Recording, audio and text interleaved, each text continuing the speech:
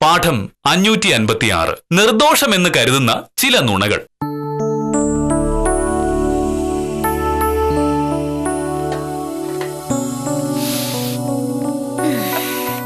ഭാമേ, മണി 7:30, ഇതുവരെ ചായ കിട്ടിയില്ല. മോഹനേട്ടാ, ചായ ആവുന്നതേ ഉള്ളൂ. രാവിലെ മുറ്റം അടിച്ചിട്ട് വന്നപ്പോ ഞാൻ അരി അടുപ്പത്ത് വെച്ചതാ. അത് പക്ഷെ വെന്ത് കിട്ടതാ ഇതിപ്പോ. ഈ അരി മോഹനേട്ടൻ എവിടുന്ന് വാങ്ങിയതാ? അത് കൊള്ളാം. ഇപ്പൊ കുറ്റം എന്റേതായി. നിനക്ക് പ്രായോഗിക ബുദ്ധിയില്ലാത്തതിന് ഞാൻ എന്ത് ചെയ്യാനാ? ആദ്യം നമ്മൾ കഴിക്കുന്നത് ചായയാണ്. ആദ്യം അതുണ്ടാക്കണമായിരുന്നു. ഉച്ചയ്ക്ക് കഴിക്കാനുള്ള ചോറാണോ ആദ്യം ഉണ്ടാക്കേണ്ടത്? കാഷ്ടം. അടുക്കള കാര്യങ്ങളെ പറ്റി ബോധമില്ലാത്തതുകൊണ്ടാണ് മോഹനേട്ടൻ ഇങ്ങനെ പറയുന്നത്. ഞാൻ രാവിലെ 6 മണിക്കാണ് അടുക്കളയിൽ കയറുന്നത്. മോഹനേട്ടൻ ചായ കുടിക്കുന്നത് 7:30-ക്കും.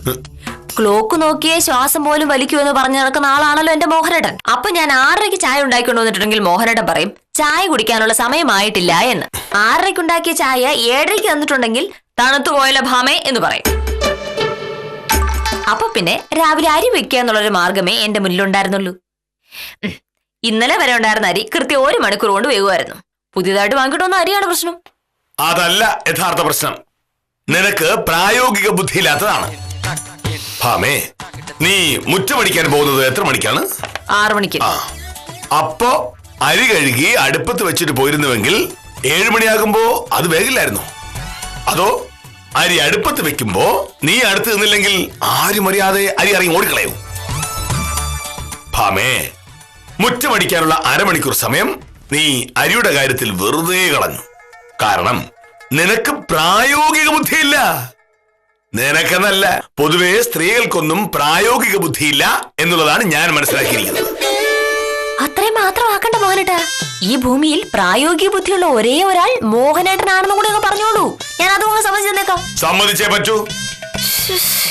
ഒരു വലിയ വില്ലേജിലെ സകല കാര്യങ്ങളും വളരെ ഉത്തരവാദിത്തത്തോട് കൈകാര്യം ചെയ്യുന്ന ഒരാളാണ് കെ മോഹനകൃഷ്ണൻ സാർ. നിന്നെ പോലെ ഒരു ജോലി തീർന്നിട്ട് അടുത്ത ജോലി എന്ന് പറഞ്ഞിരുന്നാൽ വില്ലേജ് ഓഫീസിൽ ഒന്നും നടക്കില്ല.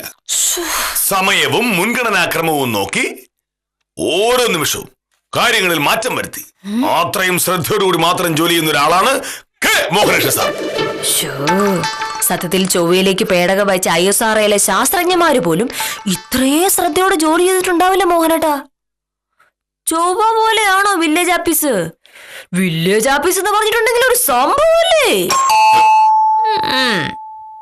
ഈ പറഞ്ഞ ധിക്കാരത്തിന് മറുപടി ഉണ്ട്. ആദ്യം വന്നാരണം നോക്കട്ടെ.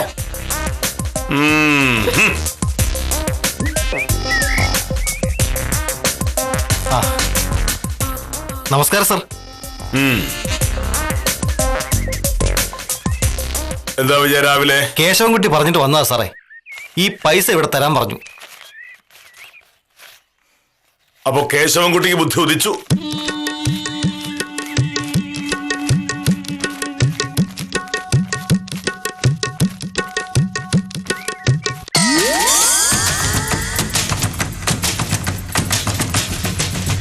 $25,000 മുഴുവനുണ്ട്.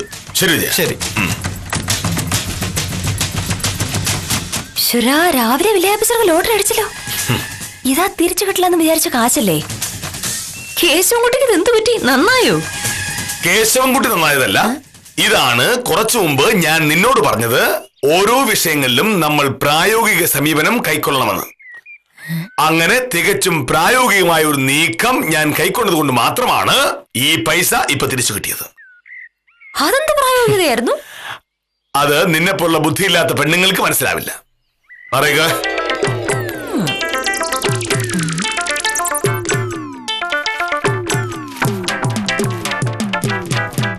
മോനേട്ടാ, ഒന്ന് പറയുന്നേ, ഈ കാശ് എങ്ങനെയാ വാങ്ങിയത്? ഇത് തിരിച്ചു വെച്ച് എത്ര നാളായിട്ട് മോഹനയുടെ കേശവൻകുട്ടിയുടെ പിന്നാലെ നടക്കുക? ഇത്തരം പ്രശ്നങ്ങൾ ഉണ്ടാകുമ്പോ അത് പരിഹരിക്കാനുള്ള പ്രായോഗിക ബുദ്ധി പെണ്ണുങ്ങളെക്കാൾ കൂടുതൽ ആണുങ്ങൾക്കാണ് എന്ന് നീ സമ്മതിച്ചാൽ കാര്യം പറഞ്ഞുതരാം. അത് പിന്നെ അങ്ങനെ ആണല്ലോ. സമ്മതിച്ചു. പറ, എന്താ സംഭവിച്ചത്? ആ ബാഗ് എടുക്ക. കേശവൻകുട്ടിയുടെ ഭാര്യയുടെ പേരിലുള്ള 30 സെന്റ് ഭൂമി വിൽക്കാൻ പോവുകയാണെന്ന് ഇന്നലെ ശിശുപാലൻ എന്നോട് പറഞ്ഞു. 1-2 പേര് ആ ഭൂമി നോക്കാനും വന്നിരുന്നു. ഭൂമിയെ പറ്റി വില്ലേജ് ഓഫീസിൽ വന്ന് അന്വേഷിക്കുമെന്ന് ശിശുപാലൻ പറഞ്ഞതോടെ എനിക്കൊരു ബുദ്ധി വന്നു. ഇന്നലെ വൈകിട്ട് കൃഷ്ണൻകുട്ടിയുടെ ചായക്കടയിൽ വെച്ച് വെറുതെ ഞാനൊന്ന് പറഞ്ഞു. അങ്ങനെ ആരെങ്കിലും അന്വേഷിച്ച് വില്ലേജ് ഓഫീസിൽ വന്നാൽ ഭൂമിയുടെ സർവേ നമ്പറിലുള്ള പ്രശ്നം ഞാൻ പറഞ്ഞു കൊടുക്കും എന്ന്, പോക്കുവരവ് പ്രയാസമാണെന്നും ഞാൻ പറയുമെന്ന്. വാർത്ത ഞാൻ വിചാരിച്ച പോലെ കേശവൻകുട്ടിയുടെ ചെവിയിലും എത്തി. കച്ചവടം മുടങ്ങുമെന്ന് പേടിച്ച് കേശവൻകുട്ടി കാശ് കൊടുത്ത് വിട്ടു. ഭാമേ, ഇതിനെയാണ് നമ്മൾ പ്രായോഗിക ബുദ്ധി എന്ന് പറയുന്നത്. ഇതിലും പ്രായോഗികമായ വേറൊരു ബുദ്ധി ഉണ്ടായിരുന്നു. അന്ന് പണം വാങ്ങിയപ്പോ കേശവൻകുട്ടി ഒരു ചെക്ക് തന്നില്ലായിരുന്നോ? ആ ചെക്ക് വെച്ചൊരു കേസ് കൊടുക്കാന്ന് ഞാൻ അന്നേ പറഞ്ഞതല്ലേ? ഭാമേ, നമ്മൾ ഒരു തന്ത്രം ആലോചിക്കുമ്പോ അതിന്റെ എല്ലാ സാധ്യതകളും അന്വേഷിക്കണം. നീ പറഞ്ഞത് കേട്ട് കേസ് കൊടുത്തിരുന്നുവെങ്കിൽ ആ കാശ് കിട്ടാൻ 2 വർഷം എടുത്തനെ.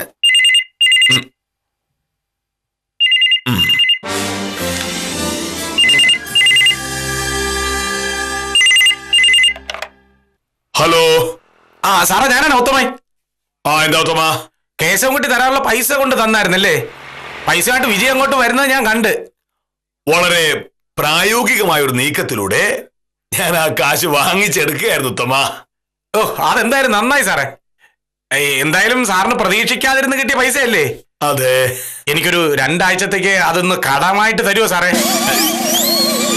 Hello hello. 1-2 അത്യാവശ്യം ഉണ്ടായിരുന്നു സാറേ. സാറേ, കൃത്യമായിട്ട് 2 ആഴ്ച മതി. ഞാൻ പൈസ തിരിച്ചങ്ങ് തന്നേക്കാം. അല്ല ഉത്തമ, സാർ ഒന്നും പറയണ്ട. ഞാൻ ഒരു 10 മിനിറ്റ് ഞാൻ അങ്ങോട്ട് വരും. ഓ ശരി ശരി ശരി ശരി. ഓ ഹലോ ഹലോ ഉത്തമ. ഉത്തമ ഹലോ. ഇപ്പൊ എന്താ ചെയ്യുക? എന്തായാലും ഉത്തമന് കാശ് കൊടുത്ത് ശരിയാവില്ല.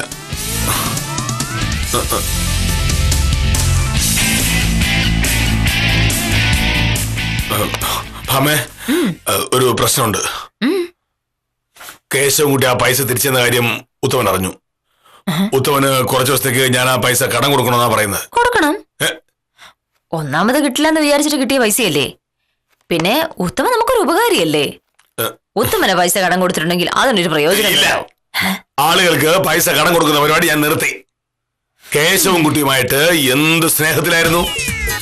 കാശ് കടം കൊടുത്തോടെ ആ സ്നേഹം പോയി. സൗഹൃദമുള്ളവർക്ക് പണം കടം കൊടുക്കുന്നതോടെ സൗഹൃദം നഷ്ടപ്പെടുമെന്ന് ഞാൻ പഠിച്ചു. സൗഹൃദമില്ലാത്തവർക്ക് ആർക്കെങ്കിലും പണം കടം കൊടുക്കുവോ? ഭാമേ, ഇത്തരം ന്യായങ്ങൾ പറയാനല്ല ഞാൻ പറഞ്ഞത്.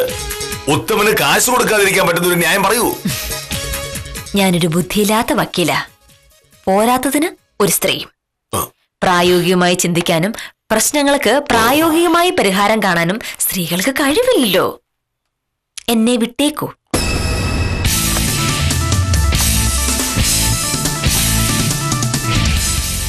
എന്ത് ചെയ്യും സാറേ?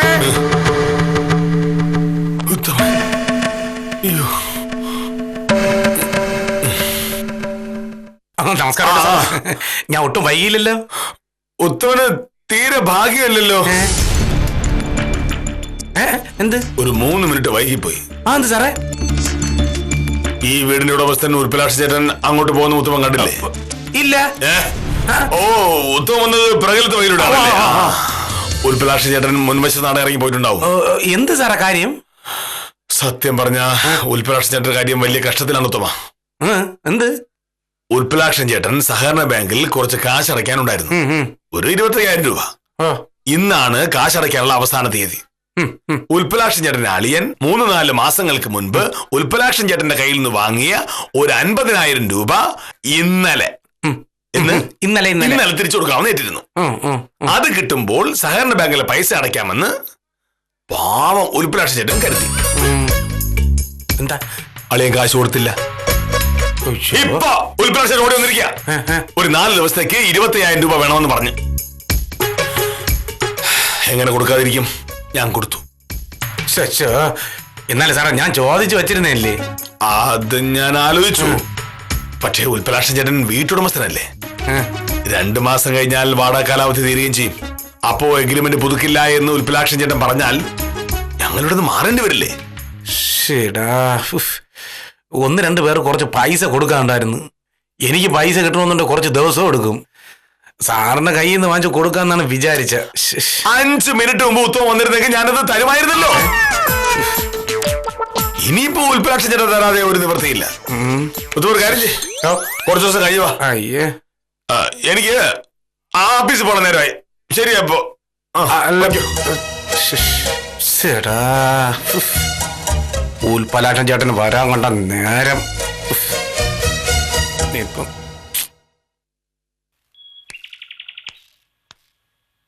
ഹലോ, ലോനപ്പൻ ചേട്ടനല്ലേ? ഞാൻ ഉത്തമനാണേ. ഇന്ന് പൈസ തരാന്ന് തന്നെയാണ് ഞാൻ പറഞ്ഞിരുന്നത്, ഓർമ്മയുണ്ട്. പക്ഷെ ഒരു ചെറിയ അബദ്ധം പറ്റി ലോനപ്പൻ ചേട്ടാ. മോഹനേഷ് സാറിന്റെ കയ്യിൽ നിന്ന് പൈസ വാങ്ങിച്ച് തരാന്നാണ് കരുതിയത്.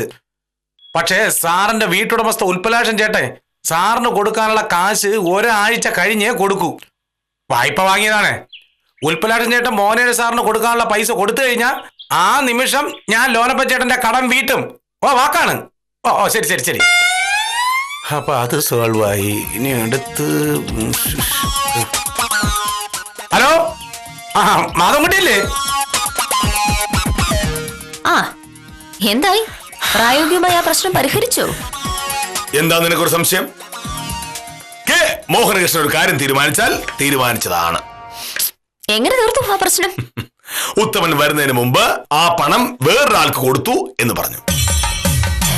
അപ്പൊ അത് കള്ളം പറയലാവില്ലേ? അടിപൊളി ഗാന്ധിയനായ മോഹനേട്ടൻ കള്ളം പറയുന്നത് ശരിയാണോ? ഒരു അത്യാവശ്യ സന്ദർഭത്തിൽ കള്ളം പറയാം, ഒരു നല്ല ഉദ്ദേശം വെച്ചും കള്ളം പറയാം. ഇവിടെ എന്തായിരുന്നു നല്ല ഉദ്ദേശം? ഞാൻ സത്യം പറഞ്ഞു എന്നിരിക്കട്ടെ, അപ്പോ ഉത്തമന് ആ പൈസ കൊടുക്കേണ്ടി വരും. 2 ആഴ്ച കഴിഞ്ഞ് തരാമെന്ന് പറഞ്ഞ ഉത്തമൻ സമയത്ത് പൈസ തന്നില്ല എങ്കിൽ ഞാനും ഉത്തമനും തമ്മിൽ പിണങ്ങും. പിന്നെ എന്റെയോ നിന്റെയോ ആവശ്യങ്ങൾക്ക് ഉത്തമൻ സഹായിക്കില്ല.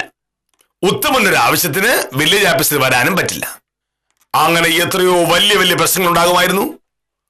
അങ്ങനെ വലിയ പ്രശ്നങ്ങൾ ഉണ്ടാകാതിരിക്കാൻ കുഞ്ഞ് കള്ളമായി. ഉത്തമന് പൈസ ചോദിച്ചപ്പോഴേക്കും മോഹനേട്ടൻ ഇത്രയ്ക്ക് ആലോചിച്ചു കൂട്ടിയല്ലേ? അതെ, ഇതാണ് ഞാൻ പറയുന്നത്. ഒരു തന്ത്രം ആലോചിക്കുമ്പോൾ അതിന് എല്ലാ സാധ്യതകളും നമ്മൾ ആലോചിക്കണമെന്ന്. എന്തായാലും മോഹനേട്ടനെ ഞാൻ സമ്മതിച്ചു. ഇനിയിപ്പോ വേഗം വേഷം മാറുക, ഞാൻ കഴിക്കാൻ എടുത്തു വെക്കാം.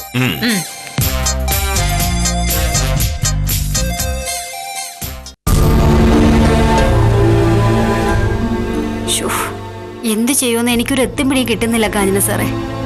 അടുത്ത തിങ്കളാഴ്ച വൈകിട്ടാകുമ്പോ ചെറിയച്ഛൻ വീട്ടിൽ കയറി വരും. കാശ് തരാൻ പറ്റില്ലെന്ന് സ്വയംപ്രഭയ്ക്ക് പറഞ്ഞുകൂടെയായിരുന്നോ? എങ്ങനെ പറയും? ഞാൻ കോളേജിലൊക്കെ പഠിച്ച കാലത്ത് ചെറിയച്ഛൻ എന്നെ ഒരുപാട് സഹായിച്ചിട്ടുണ്ട്. അങ്ങനെ ഒരാളൊരു അത്യാവശ്യം പറഞ്ഞ് പൈസ വയ്ക്കുമ്പോൾ എങ്ങനെ ഞാൻ കൊടുക്കില്ല എന്ന് പറയും? ഞാനൊരു കാര്യം പറയാം പ്രൊഫസറെ, നമ്മളെ പലരും പണ്ട് സഹായിച്ചിട്ടുണ്ടാവും. അതൊക്കെ ഓർത്ത് വെച്ച് തിരിച്ച് സഹായിക്കാൻ പോയാലേ കുടുംബം മുടിഞ്ഞു പോകും. പിന്നെ അല്ലാതെ. പ്രഭയ്ക്ക് പ്രഭയുടെ കാര്യം നോക്കണം, അച്ഛന്റെ അമ്മയുടെയും കാര്യം നോക്കണം, കൂടാതെ അനിയൻ പഠിക്കുകയും ചെയ്യുന്നു. അതിനിടയിൽ ഒരാൾക്ക് 10,000 രൂപ കൊടുക്കണമെന്നൊക്കെ പറഞ്ഞാ എങ്ങനെ നടക്കും? അതൊക്കെ ശരിയാ. പക്ഷെ അടുത്ത തിങ്കളാഴ്ച എനിക്ക് ശമ്പളം കിട്ടുമെന്ന് ചെറിയച്ഛൻ അറിയാം. ശമ്പളം കിട്ടില്ലെന്ന് പറയാൻ പറ്റില്ലല്ലോ. എന്താണ് ഇപ്പോഴേ ശമ്പളത്തിന്റെ കാര്യം ചർച്ച ചെയ്തത്?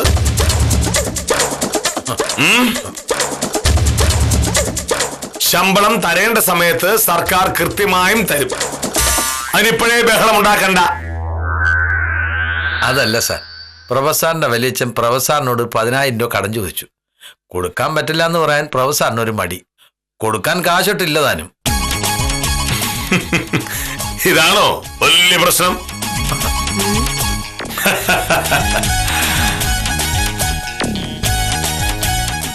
ഇതാണ് ഞാൻ പറയുന്നത്, നിങ്ങൾ സ്ത്രീകൾക്ക് പ്രായോഗികമായ പരിഹാരങ്ങളെ പറ്റി അറിയില്ല എന്ന്. കൊടുക്കാൻ പണമില്ലെങ്കിൽ എങ്ങനെ കൊടുക്കും? എന്തെങ്കിലും അത്യാവശ്യം പറഞ്ഞ് ഒഴിയണം. എന്ത് പറഞ്ഞാലും ചെറിയച്ഛൻ വിശ്വസിക്കില്ല. വിശ്വസിക്കുന്ന രീതിയിൽ പറയണം. ഒരു നല്ല ഉദ്ദേശത്തോടെ ഒരു ചെറിയ കള്ളം പറയുന്നുണ്ട്, കുഴപ്പമൊന്നുമില്ല. ശമ്പള ദിവസം ചെറിയച്ഛനോട് ഇങ്ങോട്ട് വരാൻ പറയണം. ഇവിടെ വരുമ്പോ ഞാൻ പറയും, സ്വയംപ്രഭ എനിക്ക് കുറച്ച് കാശ് തരാനുണ്ട്, അത് എനിക്ക് ഇപ്പൊ കിട്ടിയേ പറ്റൂ എന്ന്. അന്നേരം സ്വയംപ്രഭ എന്നോട് ചെറുതായിട്ടൊന്ന് തർക്കിച്ചോളൂ. അപ്പൊ ഞാൻ ദേഷ്യപ്പെടും. പ്രഭ എനിക്ക് പണം തരാനുള്ള കാര്യം ശിശുപാലനും കാഞ്ചനയും സാക്ഷി പറയുന്നതോടെ ചെറിയച്ഛൻ വിശ്വസിക്കും. എങ്ങനെയുണ്ട്? സാറ് പറഞ്ഞ അല്ലെങ്കിലും വിശ്വസിക്കും. ഇത്രയേ ഉള്ളൂ കാര്യങ്ങൾ. ഇനി ഇതിന്റെ പേരിൽ ചുമച്ച് സമയം കളയാതെ ജോലി ചെയ്യാൻ നോക്ക്. എന്തായാലും നന്നായി. ആ സ്വയംപ്രഭേ, ആ ഒഴിവാക്കാൻ വയ്യാത്ത സന്ദർഭങ്ങളിൽ നല്ല ഉദ്ദേശത്തോടെ കള്ളം പറയുന്നതിൽ കുഴപ്പമില്ല എന്നേ ഞാൻ പറഞ്ഞിട്ടുള്ളൂ. കള്ളം പറയുന്നത് ഒരു ശീലമാക്കരുത്.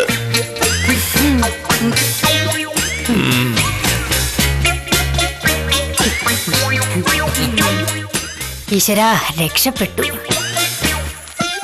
മോഹനേഷ് സാർ ഒരു അത്യാവശ്യത്തിനൊക്കെ കൂട്ടിയിരിക്കുമല്ലോ. എന്ന് വെച്ച് ഇത് തുടരണ്ട.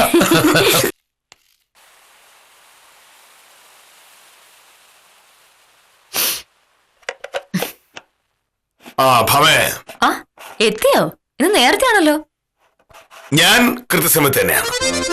പക്ഷേ നീ ചായ ഇതുവരെ ഉണ്ടാക്കാത്തത് കൊണ്ട് ഞാൻ നേരത്തെ വന്നതാണ് എന്ന് നീ വെറുതെ പറഞ്ഞു നോക്കി അല്ലേ? രാവിലെ അരിവേ മാത്രമായിരുന്നു പ്രശ്നം.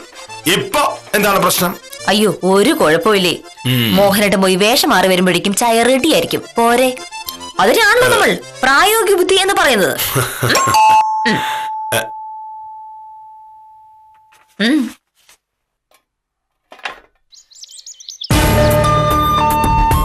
ഉൽപ്ലാക്ഷൻ ചേട്ടനോ? എന്താ ഉൽപ്ലാക്ഷൻ ചേട്ടാ, കയറി വരൂ. കയറി വരുന്നില്ല. എനിക്ക് സാറിനോടൊരു കാര്യം ചോദിക്കാനുണ്ട്, അതിന് വന്നതാ. സാർ ഒന്നിങ്ങി ഇറങ്ങി വന്നാ മതി.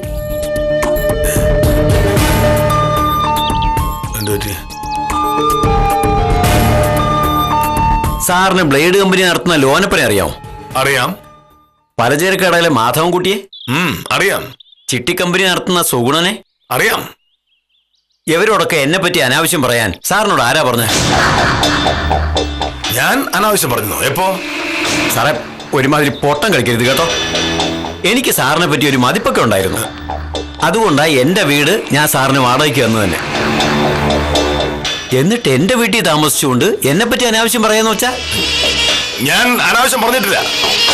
അല്ല, എന്താ പ്രശ്നം? ആ, വക്കീലൂടെ ഉണ്ടായിരുന്നോ? എന്റെ വക്കീലേ, ഞാനും നിങ്ങളും തമ്മിൽ ഒരു വീട്ടുടമയും വാടകക്കാരനും തമ്മിലുള്ള ബന്ധമായിരുന്നു ഉണ്ടായിരുന്നത്. എന്നിട്ടും ഈ സാറ് നാട്ടിലിറങ്ങി എന്നെ കുറിച്ച് ഇനി പറയാനൊന്നുമില്ല. ആ, ഞാനൊന്നും പറഞ്ഞിട്ടില്ല. ഞാൻ രാവിലെ ഒരു 11 മണിക്ക് കൃഷ്ണൻകുട്ടിയുടെ കടയിൽ ചായ കുടിച്ചുകൊണ്ടിരിക്കുമ്പോ ബ്ലേഡ് കമ്പനി നടത്തുന്ന ലോനപ്പൻ ബൈക്കിൽ അതുവഴി വന്നു. ചായക്കടയുടെ പുറത്ത് റോഡിൽ ബൈക്ക് നിർത്തി ലോനപ്പൻ എന്നോട് ചോദിക്കുവാ, എന്നതാ ഉൽപ്പലാക്ഷൻ ചേട്ടാ, ആ മോഹനേഷ് സാറിന്റെ കയ്യിൽ നിന്ന് വാങ്ങിയ കാശ് തിരിച്ചു കൊടുക്കാത്തതെന്ന്. സംഭവം എന്താന്ന് ഞാൻ അന്വേഷിച്ചപ്പോഴേക്കും ലോനപ്പൻ ബൈക്ക് വിട്ടുപോയി. അത് കഴിഞ്ഞ് ഉച്ചയ്ക്ക് മാധവൻകുട്ടിയുടെ പലചരക്ക് ഇപ്പുറത്തെ പെട്ടിക്കടയിൽ നിന്ന് നാരങ്ങാവെള്ളം കുടിക്കുമ്പോ മാധവൻകുട്ടി വിളിച്ച് ചോദിക്കുന്നു, വീട്ടുടമസ്ഥൻ വാടകക്കാരൻ്റെ കാശ് വാങ്ങിച്ചിട്ട് തിരിച്ചു കൊടുക്കാത്തത് മോശമല്ലേ ഉൽപ്പലാക്ഷൻ ചേട്ടാന്ന്. ഇപ്പൊ ഞാൻ ബഷീറിന്റെ തടിമിലിന്റെ മുമ്പിൽ നിൽക്കുമ്പോ ചിട്ടിക്കമ്പനി നടത്തുന്ന സുഗുണൻ കാശ് പിരിക്കാൻ വന്നു. അവിടെ വെച്ച് എല്ലാരും കേക്ക സുഗുണൻ എന്നോട് ചോദിക്കുക, എന്താ ഉൽപ്പലാക്ഷൻ ചേട്ടാ, ആ പാവം മോഹനേഷൻ സാറിന്റെ കയ്യിൽ നിന്ന് വാങ്ങിയ കാശ് തിരിച്ചു കൊടുക്കാത്തതെന്ന്. ചുരുക്കി പറഞ്ഞ, ഞാൻ മോഹനേഷൻ സാറിന്റെ കയ്യിൽ നിന്ന് കാശ് കടം വാങ്ങിയെന്ന് നാട്ടുകാർ മുഴുവൻ അറിഞ്ഞിരിക്കുക. ഏത് കാശിന്റെ കാര്യമാണ് സാറ് പറയുന്നത്? ഞാൻ സത്യമായിട്ട് ആരോടൊന്നും പറഞ്ഞിട്ടില്ല. ഈ പറഞ്ഞ ലോനപ്പനെയും സുഗുണനെയും ഞാൻ കണ്ടിട്ട് എത്ര നാളായി. പിന്നെങ്ങനെയാ അവരിതൊക്കെ പറയുന്നത്? എല്ലാരും പറയുന്നത് സാറിന്റെ പേരാ. ഇത് താറ വേലയായിപ്പോയി സാറേ. സാർ ആർക്കെങ്കിലും കാശ് കൊടുക്കാണ്ടേ കൊടുക്കണം. അല്ലാതെ അവര് ചോദിക്കുമ്പോ ഉൽപ്പലാക്ഷൻ കാശ് തരാറുണ്ട്, അത് കിട്ടിയിട്ട് തരാം എന്ന് പറയുന്നത് മോശം. ഞാൻ ആർക്കും കാശൊന്നും കൊടുക്കാനില്ല. എന്തായാലും പറഞ്ഞത് പറഞ്ഞു. മേലിൽ ഇത്തരം വൃത്തികേട് വല്ലതും പുറത്തിറങ്ങി പറഞ്ഞ സാർ വിവരം അറിയും. നാട്ടുകാർ കേൾക്കാൻ ചീത്ത പറയും. എന്റെ വീട്ടിലെ താമസം അവസാനിപ്പിക്കുകയും ചെയ്യും. ഓർത്തോ? ആ,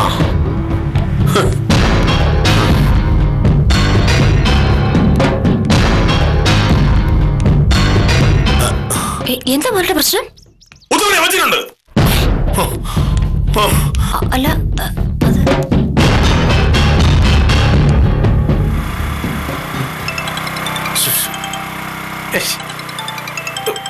ശരി, ഏതെങ്കിലും നല്ല കോളായിരിക്കണേ. ഹലോ ഉത്തമ, ഞാനാ. എന്താ സാറേ? ഉൽപ്പലാക്ഷൻ ചേട്ടൻ എനിക്ക് കാശ് തരാനുണ്ടെന്ന് ഉത്തമൻ ആരോടൊക്കെ പറഞ്ഞു. ഞാൻ അങ്ങനെയല്ല സാറേ പറഞ്ഞത്. സാറ് എനിക്ക് തരാമെന്ന് പറഞ്ഞ കാശ് കിട്ടണമെന്നുണ്ടെങ്കിൽ ഉൽപ്പലാക്ഷൻ ചേട്ടൻ സാറിന് തരാനുള്ള കാശ് തരണമെന്നാണ്. അത് സാറ് തന്നെ പറഞ്ഞതാണല്ലോ എന്റെ അടുത്ത്. ഞാൻ അങ്ങനെ പലതും പറയും. അതിന് ഉത്തമൻ എന്തിനാ നാട്ടുകാരോട് നടന്നിറങ്ങി പറയുന്നത്? ഒരു കാര്യം ഞാൻ പറഞ്ഞേക്കാം. ഈ പ്രശ്നത്തിന്റെ പേരിൽ ഉൽപ്പലാക്ഷൻ ചേട്ടൻ വാടകയുടെ എഗ്രിമെന്റ് പുതുക്കി തന്നില്ല എങ്കിൽ ഉത്തമൻ വിവരം അറിയും. മോഹൻകാരി. Hello hello hello. എല്ലാ പ്രശ്നങ്ങൾക്കും പ്രായോഗികമായ പരിഹാരമുണ്ടെന്ന് പറഞ്ഞപ്പോൾ ഞാൻ ഇത്രയും കരുതിയില്ല.